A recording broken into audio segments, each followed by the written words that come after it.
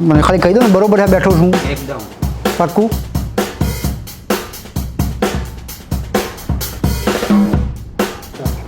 કહું ચલો. લોકોએ તો અમદાવાદમાં પોતાનું ઘર એ એક સ્વપ્ન જ જાણ્યું છે, પણ અમે તો સિલ્વર રોક રૂપી બીજું ઘર પણ મન ભરીને માણ્યું છે. દરેક તડકા છાયામાં બે તરફી સાથ નિભાવ્યા છે.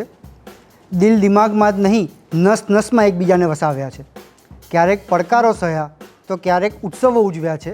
જીવનના દરેક સપનાઓ અમે અહીં જ સજાવ્યા છે. પારકા છતાં અંગત એવા પારિવારિક સંબંધો છે.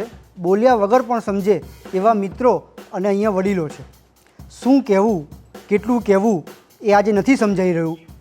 આટલા વર્ષોની લાગણીઓનું જાણે એક ઘોડાપૂર તણાઈ રહ્યું.